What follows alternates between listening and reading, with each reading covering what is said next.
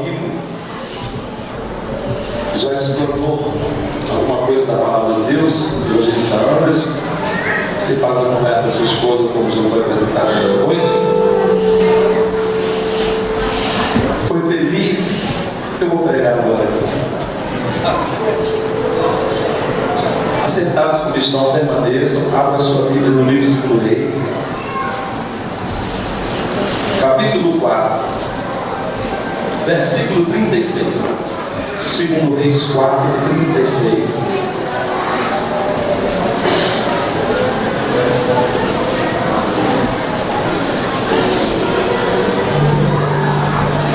Uma palavra conhecida de todos. 2 Reis 4, 36. Todos encontraram? Quem encontrou, diga glória a Deus. 2 Reis 4, 36 diz assim: então chamou a Geazi e disse: chama a Sunamita. Ele a chamou e, apresentando-se ela ao profeta, este lhe disse: toma o teu filho. Então chamou a Geazi e disse: chama a Sunamita. Ele a chamou e, apresentando-se ela ao profeta, este lhe disse: toma o teu filho. Amém? O tema da mensagem desta noite, eu estarei falando subordinado ao tema do jeito que está, não fica. Você poderia dizer isso para o seu irmão ao lado? Do jeito que está, não fica. Você crê nisso, irmão? Bom, se você não crê, eu creio. Do jeito que está, não fica. Mas não fica mesmo. Meus irmãos, a história é conhecida de todos. A passagem bíblica que todos conhecem. Todas as vezes que Eliseu ia a Sunem,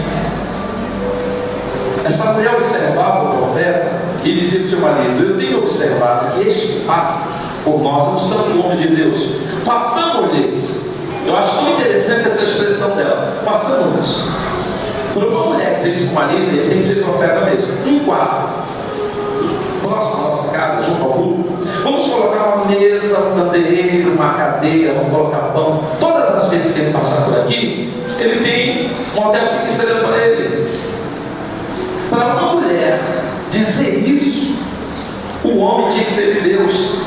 Eu tenho observado que esse homem que passa, diariamente ele passa por aqui, é o santo homem de Deus. Você concorda em nós fazemos um quarto do lado da nossa casa para ele? Ele disse: sim, tinha que ser o homem de Deus. E assim fizeram. Então todas as vezes que Eliseu ia a Sunem, Eliseu ia para aquele quarto e descansava. Preste atenção, ele descansava. E Eliseu se sentiu incomodado pelo favor que ela lhe fez. Então Eliseu pergunta para o moço: o que eu poderia fazer por essa mulher? Será que eu poderia interceder ao rei por ela? Porque os tempos eram difíceis. Chama ela para mim. O moço chama a mulher, e a mulher, quando se aproxima, ele fala assim para ela: você quer que eu interceda ao rei por você? Ela vai dizer assim: não há necessidade, eu habito no meio do meu povo. Essa é a expressão, eu habito no meio do meu povo. Ela quis dizer o seguinte, literalmente falando: eu sou uma mulher rica, eu sou uma mulher próspera, eu não tenho falta de nada. É isso que ela queria dizer: não me falta nada. O tempo passa, Eliseu vai, Eliseu vem, Eliseu volta, Eliseu foi. Eliseu: o que eu poderia fazer por ela? O moço vai dizer assim: ela não tem filho. Essa expressão, ele não disse simplesmente pelo fato dela não ter. Há uma questão aqui. Quando ele diz assim para Eliseu: ela não tem filho, ele está querendo dizer assim: Eliseu, essa mulher, ela é rica, ela é próspera, ela tem bens, o marido dela, vamos trazer para os nossos dias, é um tremendo de um fazendeiro, sua fazenda é enorme, tem muita cabeça de gado, sabe, tem muita gente a seu serviço, porém, ela não tem história. Porque quem escrevia a história de uma família na tradição judaica era um menino, era um varão. Vocês veem aí Fernando Abrão cantando, está me fixo no meu morro, porque ela conhece a história. Raquel chorava e dizia: senão eu morro, Deus. Ou seja, oh Deus, me dá uma história, então me mata, me tira da terra, porque eu estou habitando inutilmente, eu não tenho filho. Na tradição judaica, uma mulher não ter filho, ela não tinha história. Por que Ana, quando orava ao Senhor, ela dizia, Deus me deu filho, um varão homem? Ela não pediu simplesmente porque ela desejava apenas um filho. Ela queria uma história. Penina tinha uma história. Penina tinha filhos, Ana não tinha história. Penina olhava para ela e dizia, mostra-me a tua história, revela-me a tua história. Você não tem história, eu tenho história. Ela diz que Ana se coloca na presença de Deus e começa a orar, quer dizer, Deus me dê um filho, homem, varão, ou seja, me dê uma história. Escreva uma história para mim. Por que Deus fala para Abraão, Abraão, Damasceno, Eliezer, não será o teu herdeiro, sai de dentro dessa tenda, vem para fora, a tenda está atrapalhando a tua visão, vem para debaixo do meu telhado, os céus, olha para as estrelas, você consegue asfaltar? Assim será a tua linhagem. Ei, Abraão, o Damasceno, Eliezer não será o teu herdeiro. Literalmente falando, vai estudar as originais, é muito interessante. Deus queria dizer o seguinte, ei, você não vai viver de história de ninguém, nem de testemunho de ninguém, nem de contos de ninguém. Ei, eu vou te dar uma história, você terá a tua própria história. Então eu dentro aqui, eu gostaria que você jogasse a mão para cima, só para mim profetizar. Ei, joga a mão para cima, obedeça o profeta, que o milagre acontece. Deus vai escrever a tua história, você terá a tua própria história. Você não vai viver de história de ninguém, Deus te dará a tua própria história. Você não vai viver contando história de ninguém, você terá a tua história. Você não vai viver contando testemunho de ninguém, você terá o teu próprio testemunho para contar. Ela não tinha história, ela não tem filhos. Eliseu fala assim, traz ela aqui. Aí ela veio a mulher, Eliseu vai falar assim, daqui a um ano você vai abraçar um filho. Ela disse, não digas isso, não mintas para a tua serva, não me iluda, pelo amor de Deus. É impossível, meu marido, e o marido seja próximo e rico, sabe, ele já está adiantado em idade. Não digas isso, daqui a um ano abraçará seu filho. Aí vocês conhecem a história, sabe, a história não vai falar muito do desenvolvimento dessa criança. O texto vai falar sobre esse menino crescido. E é tão interessante que, já crescido, o texto diz que ele sai ao campo, porque o seu pai era um homem próspero, ele era um homem rico, tinha muita gente a seu serviço, era o tempo da colheita. Guarda isso, tempo da colheita, vou repetir, tempo da colheita, tempo da colheita. Ele vai sair do tempo da colheita. Mas aí quando ele chega no campo, eu fico imaginando aqueles cestos, os funcionários, sabe, enchendo aqueles cestos. De repente ele vai ser acometido de uma dor. Ele não foi preparado para aquilo. Aquilo foi inevitável. Escuta o que eu vou te dizer. Tem coisas que elas são inevitáveis. Coisas que muitas vezes Deus permite, mas permite com um propósito. Na sua vida as coisas não acontecem por acaso. Há um propósito. Nem tudo é diabo. Há um propósito. Quem está no controle da tua vida não é Lúcifer, é o Espírito Santo, é Deus. Há um propósito.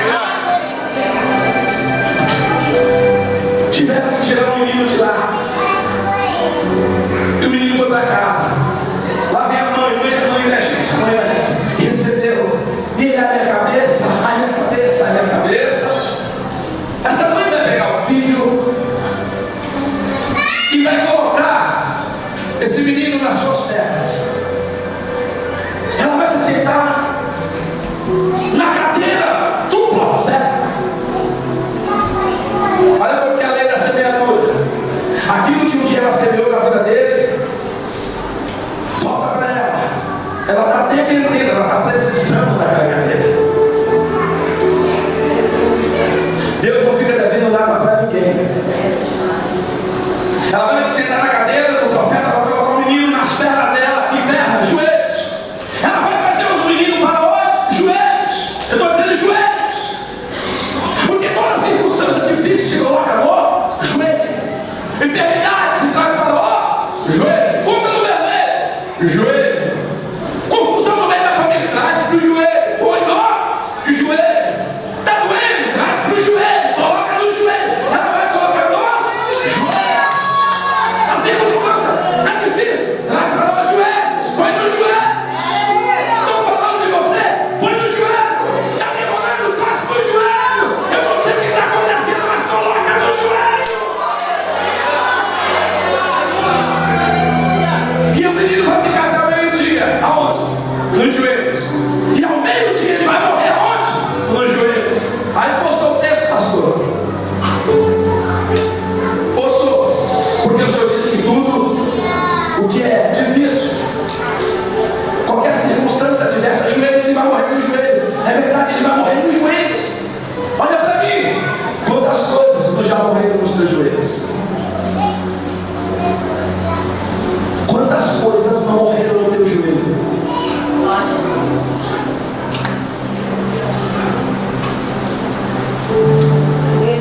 Quantas coisas não morrem nos nossos joelhos? Você está orando e intercedendo por algo. Deus, salva, transforma ele ou ela nessa vida. De repente, em vez de você ver a conversão, a coisa piora. Deus, a minha conta está no vermelho. Eu queria que o Senhor entrasse com uma providência. De repente, parece que trava os céus. Você está orando para curar e a enfermidade se agrava. São coisas que morrem nos joelhos. Vai morrer nos joelhos, gente. E o que se faz com aquilo que morre? Enterra. Porque vai perder, vai cheirar mal. É um defunto. Mas olhando, estudando o texto, é a primeira vez que eu vejo alguém não enterrar o defunto. Ah, mas a mulher, a viúva de Naim não enterrou. É bem diferente a situação da viúva de Naim. Essa mulher estava com um filho nos joelhos. Ele vai morrer. Então tem que enterrar o defunto, porque senão vai perder, gente. Vai cheirar mal. Só que ela não vai enterrar. Ela não vai enterrar. Ela não vai enterrar. Mas o que o diabo está te falando? Larga de ser boba. Você tem motivo de sobra. Eu vou usar uma expressão chula para chutar o pau da barraca, sumir, desaparecer. Larga de ser bobo. Você tem motivo de sobra. A razão é tua. Esquece isso. Desapareça. Abre mão. Você tem motivo de sobra para ir até na presença de um juiz do advogado e pedir o seu divórcio. Você tem motivo de sobra para abrir mão desse teu filho, dessa tua filha. Você tem motivo de sobra. Mas eu vou contra a lógica. Porque Deus manda eu te dizer isso. Não é para enterrar isso. Não é para enterrar isso. Não é para enterrar isso. Não é para enterrar isso. Não é para enterrar isso. Não é para enterrar isso. Não enterra. Não enterra. Não enterra. Não enterra. Olha para o seu irmão e fala assim: não é para enterrar.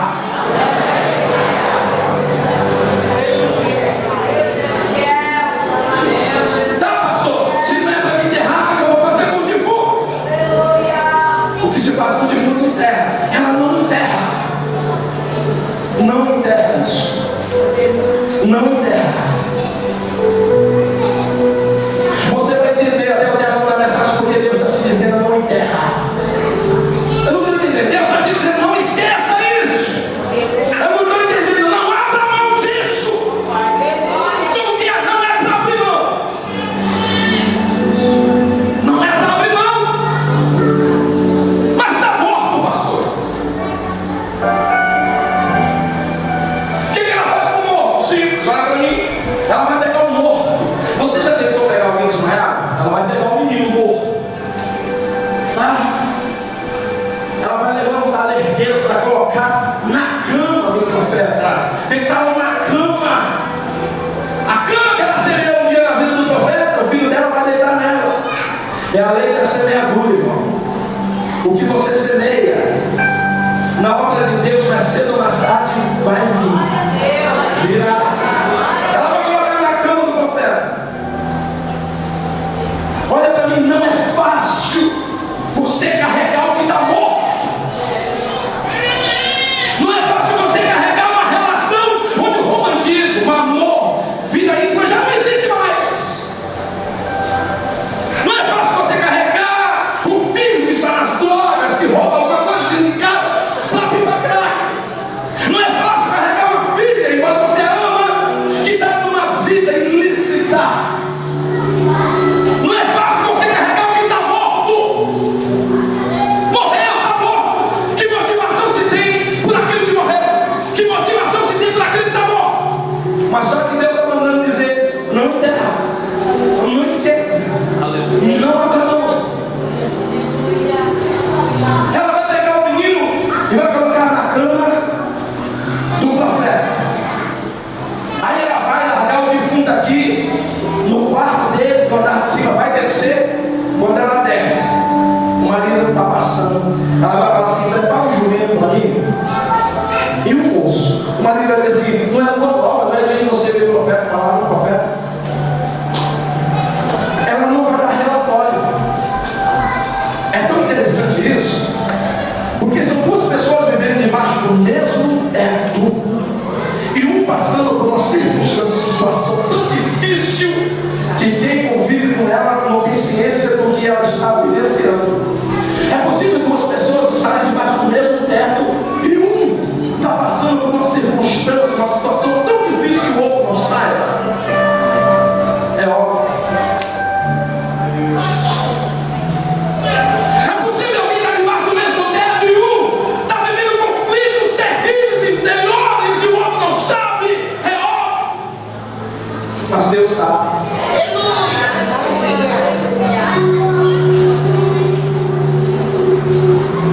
Ela não vai dar relatório, porque quando se coloca no andar de cima, quando se coloca na mão de Deus aquilo que já está morto, você não precisa dar relatório a ninguém.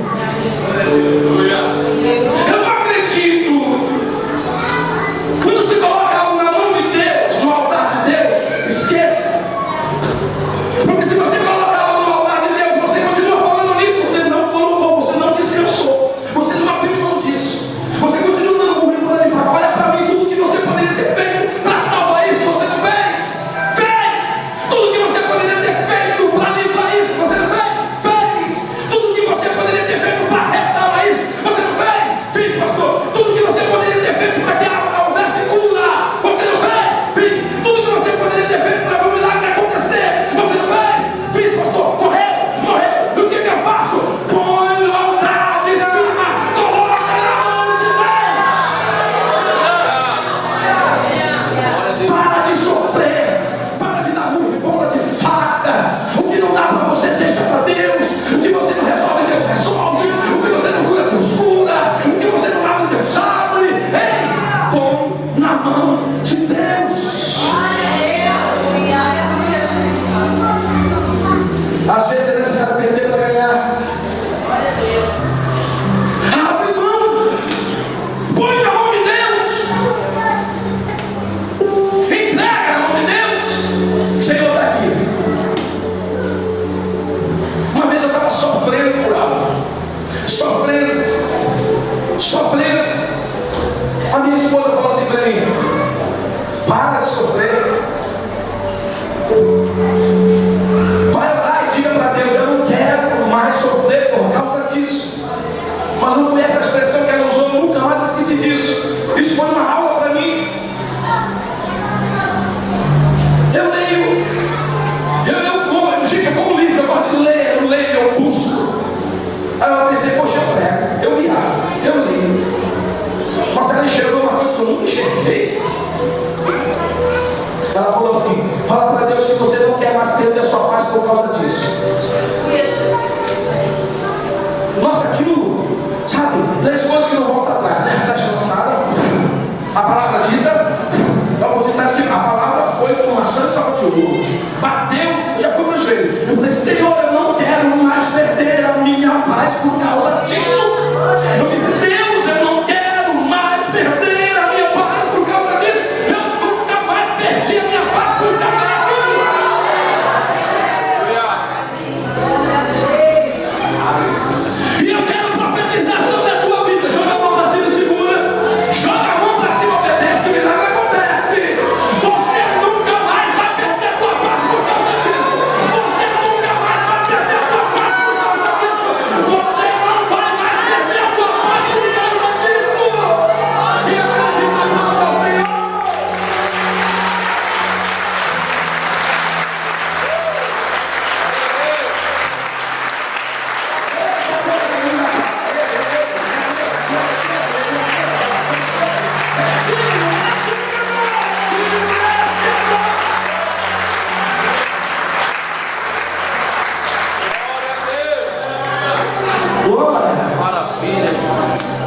meu pastor.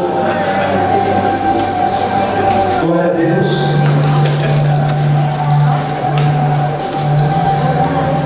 Aleluia. É que ele disse assim, para continuar pregando, mas não quero, a inspiração vai ligar.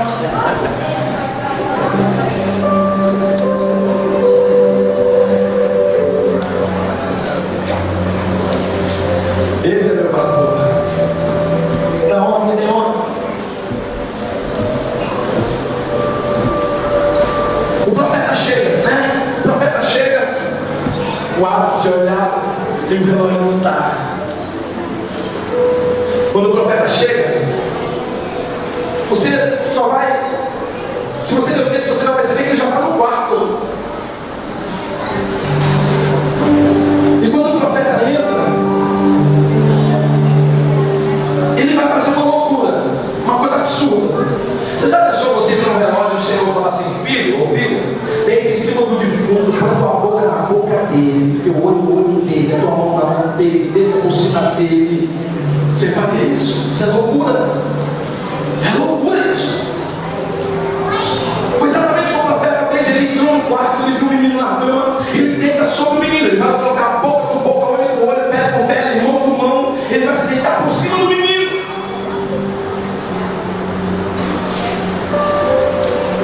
Aleluia. Você sabe por que eu olhei pro lenço?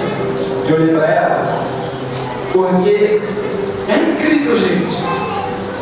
Eu tenho tanto lenço, mas eu não tenho hábito de colocar o lenço. Então, como ele colocou o papel, ela já deu para mim. Como se quisesse assim, mas de novo. Então ele vai colocar boca com boca, olho com olho, pé com pé, e o defunto vai aquecer. A ficha não caiu. Então ele vai colocar boca com boca, olho com olho, mão com mão, pé com pé, corpo com corpo, e o defunto vai aquecer. Você lembra no começo da mensagem quando Deus disse não enterra? Você lembra no começo da mensagem quando Deus disse não abra mão? Você lembra no começo da mensagem quando Deus disse não é para enterrar? Por quê? Porque o defunto já aqueceu. Você crê nisso? Já aqueceu, já aqueceu, já aqueceu. Aquilo que os meus olhos estavam mortos, Deus está dizendo, eu já estou aquecendo, eu já estou, pastor, não estou vendo nada, não precisa ver, Deus está trabalhando, Deus está trabalhando, aquieta a tua alma, Deus está trabalhando. Já aqueceu, o defunto aqueceu, a relação aqueceu, Deus já visitou teu filho e tua filha, Deus já foi, já aqueceu, já aqueceu, já aqueceu, não entendeu? Perdeu mais uma vez, Satanás, perdeu mais uma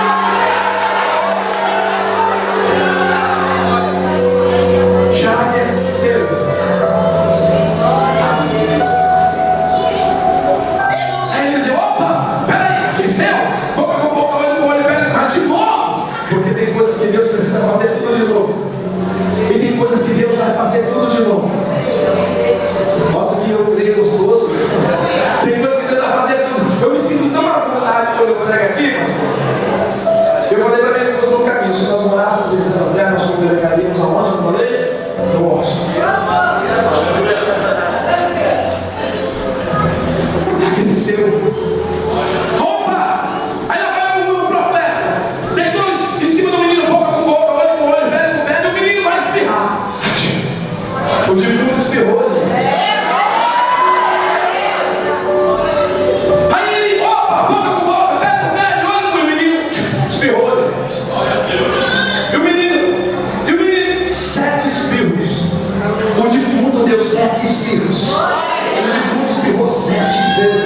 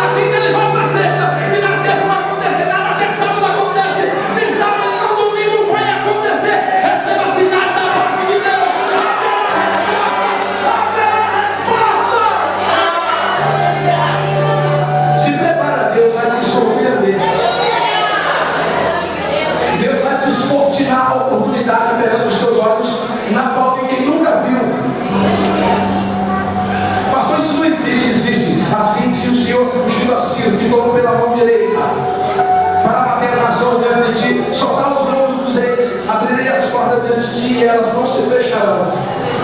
Deus abriria uma porta e ele ia descortinar diante de Ciro, na qual ele nunca viu. Ninguém entrava em Babilônia. Engraçado, né, gente? Quando Deus falou te abrir uma porta, você prepara para o diabo. Mas se não tiver, ele cria uma ilha para você. Ninguém vai em Babilônia, ninguém entra em Babilônia. É outra mensagem, tá? Mas a língua está queimando. Ninguém entra em Babilônia, 100 metros de altura, tá? É intransponível. Aí Deus vai Ciro, quando Deus chama Ciro, como que eu vou entrar aí? Aí Deus vai dar uma estratégia. Deus disse que abriria a porta. Mas aí intransponível, não tinha como entrar, mas Deus disse que abriria a porta. Mas pastor, não tinha como. Mas Deus disse que abriria, então Deus abre. Deus falou a palavra. Como entrar? Aí Deus falou assim: é o seguinte, desvia o curso do rio, porque o rio abastece a grande Babilônia, por baixo da Babilônia tem canalizações, e o rio vem abastecer ela. Então você desvia o curso do rio, e depois quando eles estiverem embriagados, quando eles voltarem da batalha e vão comemorar a vitória deles, então o que você faz? Entra por debaixo das canalizações e orienta-nos. Abriu porta ou não abriu porta? Deus descortinou algo que ninguém nunca tinha. Joga a mão pra cima que eu vou profetizar. Receba isso, tá, gente? Receba. Deus vai descortinar perante os teus olhos oportunidades na qual ninguém nunca viu. Você acredita nisso?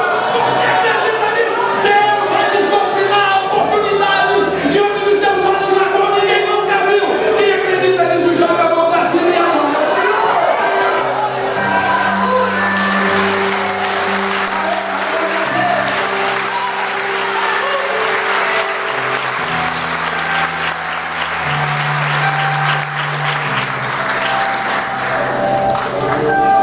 Ele vai pegar o menino.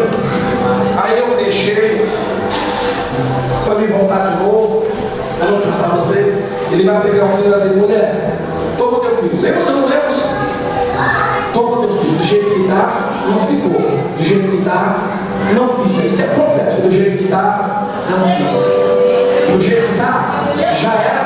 A palavra profética já foi liberada. Ela já está em ação no mundo espiritual. O diabo já cai no desespero. Ele sabe que ele perdeu mais uma vez.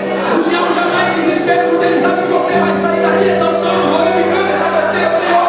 O diabo já sai em desespero porque você vai ter uma semana vitoriosa. Você vai ter uma semana próxima, abençoada. Ele já está em desespero, irmão. Toma o teu filho, literalmente falando. Toma o teu filho. Escuta, o que ele quis dizer? O que os homens são, os homens tiram. Mas mulher, o que Deus dá, ninguém tira. O que Deus dá, ninguém rouba. O que Deus dá, ninguém leva. O que se levar tem que devolver.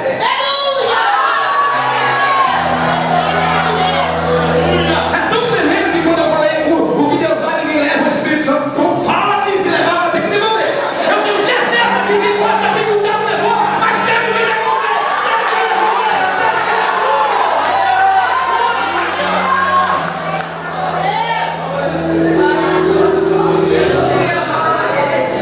Rapaz, esse negócio foi do céu agora, né, irmão? Que como é gostosa essa sensibilidade do Espírito. Se levar o Espírito Santo vai ter que devolver rápido. Pastor, não devolveu ainda. Esse infeliz vai ter que se devolver. Em nome de Jesus, se devolve, vai ter que devolver. Em nome de Jesus, vai ter que devolver. Essa palavra profética já está liberada. O diabo já está perdendo a cabeça, vai ter que devolver.